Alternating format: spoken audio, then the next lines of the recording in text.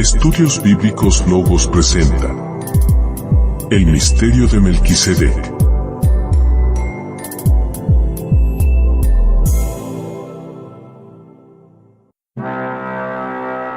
El nombre de Melquisedec es uno de los misterios más grandes que existen en las escrituras hebreas, en lo que a personajes se refiere.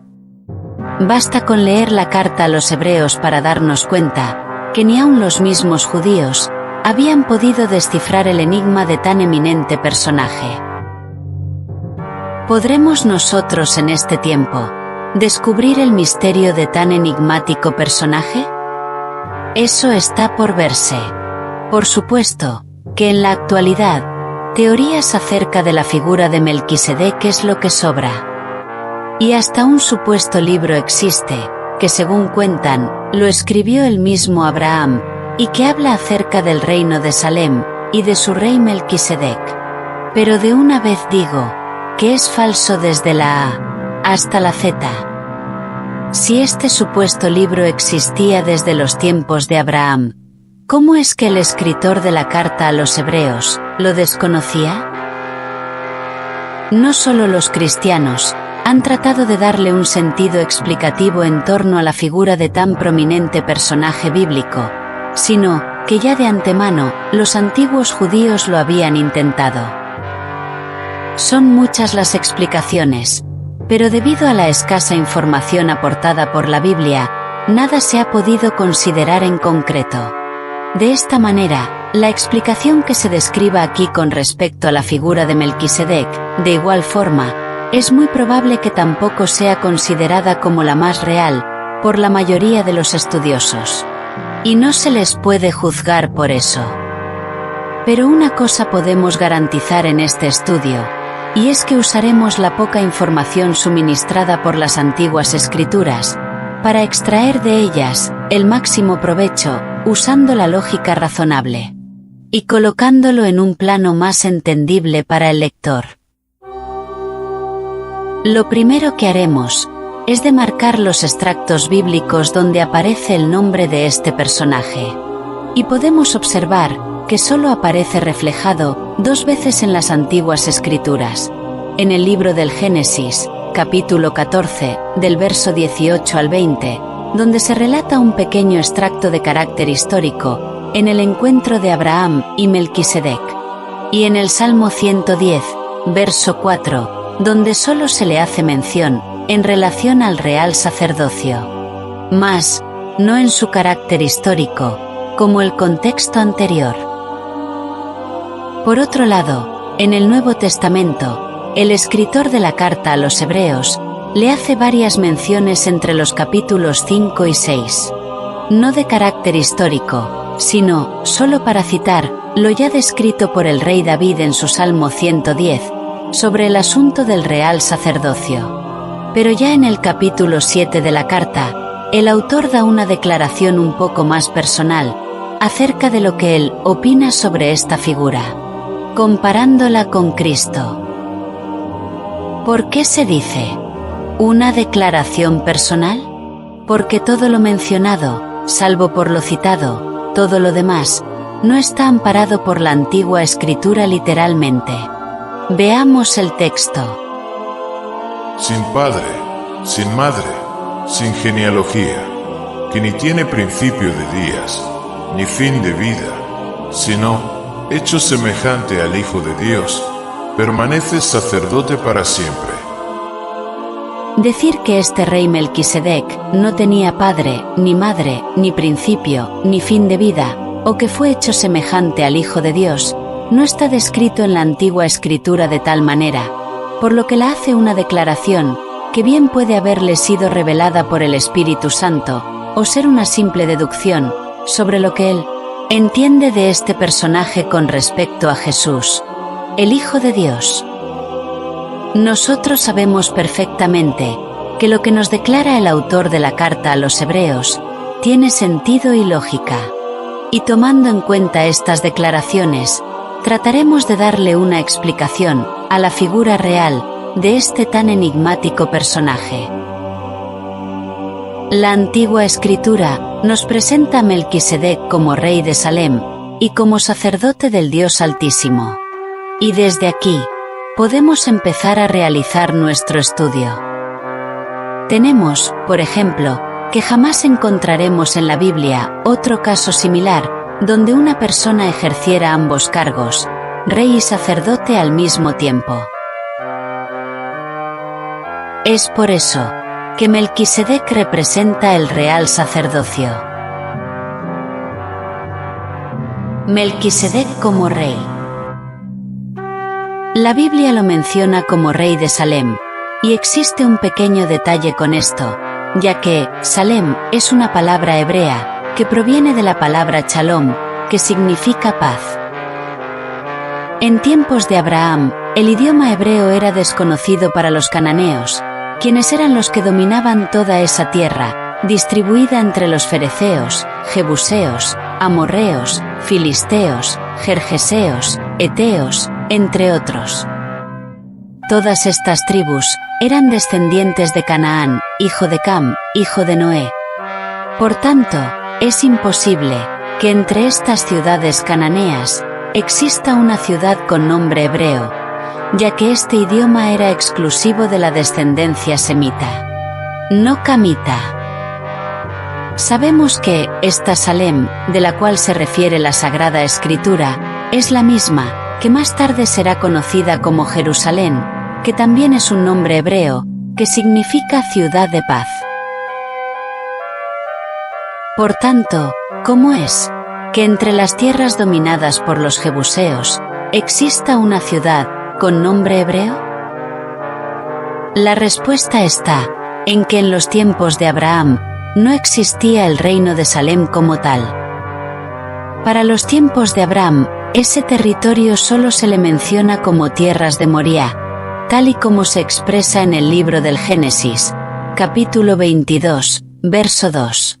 Y antes de llamarse Salem o Jerusalén, pasaría primero a llamarse la ciudad de Jebús.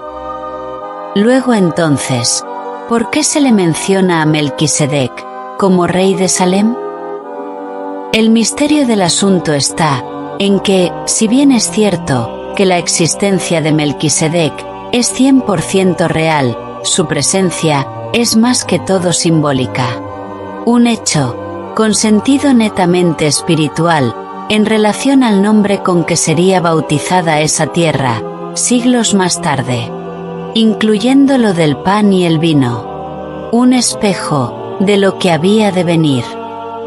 Salem fue el nombre escogido por Dios para su tierra, luego del diluvio, antes de la aparición de Abraham. Por eso Moisés dice en su cántico, en Éxodo 15, verso 17. Los introducirás, y los plantarás en el monte de tu heredad, en el lugar de tu morada, que tú has preparado, oh Jehová, en el santuario que tus manos, oh Jehová, han afirmado. ¿En serio, vamos a pensar que Melquisedec fue un rey terrenal? Pero la verdadera realidad es que, rey de Salem, solo es un título dado por Dios a este hombre. Y a eso es que se refiere el escritor de la carta a los hebreos, cuando dice el significado de su nombre. Rey de justicia, establecido en su nombre Melquisedec, y rey de paz, establecido en su título, como rey de Salem. Pero analicemos un poco, acerca de lo que pudo ser, la genealogía de este personaje. Siendo que esas tierras eran territorio de los jebuseos, ¿será posible que Melquisedec fuera del linaje de los jebuseos? ¿Cómo es que un jebuseo fuera un sacerdote del Dios Altísimo, hecho semejante a Cristo? Como bien los dice la carta a los hebreos. ¿Podría entonces un jebuseo, descendiente de Canaán, ocupar un lugar tan glorioso, inclusive superior al mismo Abraham, haciéndose semejante al Hijo de Dios? ¿Un sacerdote, imperecedero o eterno? En ninguna manera. Melquisedec como sacerdote. A lo largo de toda la Escritura, hasta este punto, de la aparición de Melquisedec, jamás se había mencionado la palabra sacerdote. Por tanto, se nos hace un poco difícil saber qué era lo que hacía un sacerdote de Dios antes de ser promulgada la ley de Moisés. Según las palabras descritas en la carta a los Hebreos, capítulo 7, versos 6 y 7, la figura de Melquisedec y su sacerdocio es superior en todo a Abraham. Por otro lado, entendemos que para que exista un ministerio sacerdotal, tiene que haber un santuario, un lugar donde se pueda ministrar y ofrecer sacrificio o liturgias a la deidad a quien se le consagra el santuario. El hecho de ofrecer sacrificios en holocaustos a Jehová en los lugares altos, tal y como lo hizo Abel, Noé, el mismo Abraham, Isaac o Jacob, no quiere decir que ellos fueran sacerdotes. En cambio, cuando se mencionan los oficios de Potifera, suegro de José, o Jetro, el suegro de Moisés, a quienes la Biblia los define como sacerdotes, es porque ministraban en un santuario dedicado a su deidad. Potifera en Egipto, y Jetro en Madián. Entonces nos preguntamos, ¿tenía ya Jehová Dios, en tiempos de Abraham, un santuario en la tierra? ¿Con una clase sacerdotal, a la cual pertenecía Melquisedec? En ninguna manera. ¿Por qué? ¿Qué necesidad tenía Jehová Dios de que le construyesen otro santuario, unos 416 años más tarde, con una clase sacerdotal inferior al de Melquisedec? El verdadero propósito de la figura de Melquisedec. Luego entonces, ¿quién es este personaje tan especial?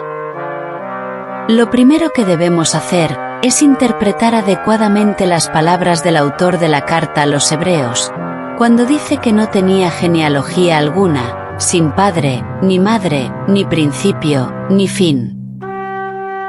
Esto lo podemos interpretar de dos formas. Primero, que todo esto lo deduzca el escritor de la carta, debido a que en la antigua escritura no se dejaron registros algunos o detalles suficientes sobre su genealogía, como para poder ahondar un poco más profundo acerca de su linaje. La segunda interpretación, y creyendo que es la más acertada, es que, en realidad, Melquisedec no era cualquier ser terrenal, sino uno que haya estado delante de la presencia de Dios, en el santuario celestial. De allí lo del real sacerdocio. Por eso, en la carta a los Hebreos, se le declara superior a Abraham, y representando el legítimo sacerdocio, el cual sería retomado por el Hijo de Dios.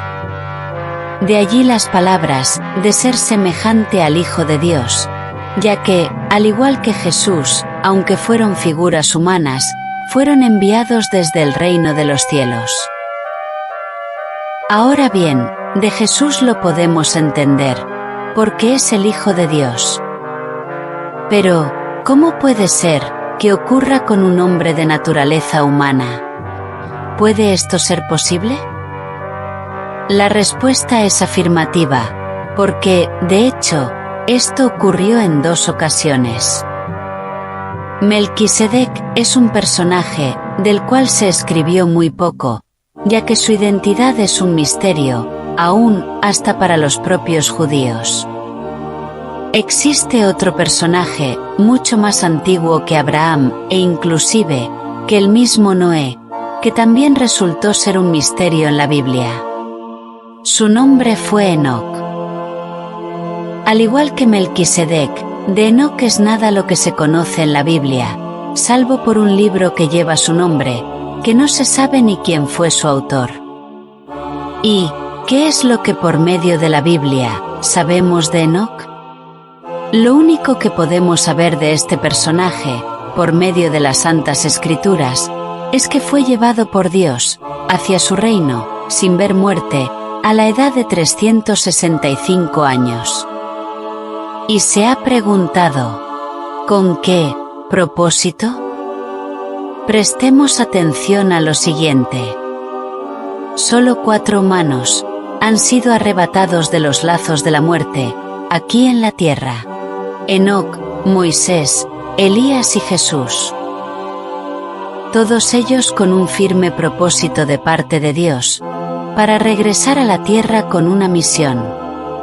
Los casos de Enoc y Elías fueron similares, ya que fueron levantados de entre los vivos. Mientras que los casos de Moisés y Jesús fueron de manera diferente, puesto que fueron levantados de entre los muertos. Esto nos sirve de señal, para que tengamos presente de que Dios puede levantar personas, tanto de entre los vivos, así como de entre los muertos. Entendemos perfectamente el caso de Jesús, que por ser el Hijo de Dios, procede de arriba, del reino de los cielos. Pero, ¿por qué 3 nacidos de la tierra tuvieron que subir al santuario de Dios antes del tiempo? Todo se debe a que el propósito de Dios sobre ellos aún no había terminado. Estos 3 profetas de Dios volverían a la tierra a culminar sus trabajos. Enoc, quien fuera extraído casi 7 siglos antes del diluvio, vendría para bendecir y abrirle el camino a Abraham, en la figura de Melquisedec, y ver la muerte. Enoc ya no regresaría al cielo, y descansaría hasta su levantamiento, para reinar con Cristo los 1000 años sobre la tierra. El profeta Elías regresaría para encarnar a Juan el Bautista, y de esta manera cumplir las profecías de Isaías 40 y de Malaquías 4. Pero a diferencia de Enoc, quien ya no está en el tabernáculo de Dios en los cielos, Elías, habiendo visto la muerte en la persona de Juan el Bautista, regresaría al santuario celestial. Esto, con la finalidad de volver como testigo de Dios, junto con Moisés. Y de esta manera, animar a Jesús en su último viaje hacia Jerusalén. Y volverán, antes de la aparición del hombre del mal, para animar y testificar a la Iglesia, acerca de lo que se avecina. Para cumplir la profecía de Apocalipsis, capítulo 11. Nos resulta difícil determinar en qué asuntos lo mantuvo Dios ocupado todo ese tiempo, en el reino de los cielos. Pero si la Escritura lo describe como sacerdote del Dios Altísimo, es porque seguramente ejerció ese papel fundamental en el santuario de Dios en el cielo, que es mucho mayor que el sacerdocio aronita. A Melquisedec se le llama sacerdote del Dios Altísimo, no porque le haya servido en un templo terrenal, porque no existía. Y si así hubiera sido, no sería digno de Cristo. La orden del sacerdocio de este profeta proviene de arriba, donde seguro Dios lo mantuvo ocupado. El tiempo de Enoc, en la presencia de Dios en los cielos, fue mucho antes de que llegaran Moisés y Elías, y su trabajo en esta tierra termina, cuando muere finalmente, en la persona de Melquisedec. ¿Cómo sabemos que Enoc no regresó a la presencia de Dios? Porque de haber regresado ante Dios, entonces en la visión del profeta Zacarías, capítulo 4, en lugar de ver 2 ramas de olivos, hubiera visto 3. Tengamos claro, que al final de los días, solo aparecerán 2 testigos, no 3. En los libros tradicionales hebreos antiguos, aunque no están seguros, saben que Melquisedec es un personaje ancestral, mucho mayor que Abraham. Y suponen que pudo haber sido Sem, el hijo mayor de Noé, del cual se sabe perfectamente, que aún vivía para los tiempos de Abraham. Pero en realidad, es que de cierto, sí es un personaje ancestral, mucho mayor que Abraham, pero no se trata de Sem, sino de su bisabuelo Enoc, a quien Dios había arrebatado.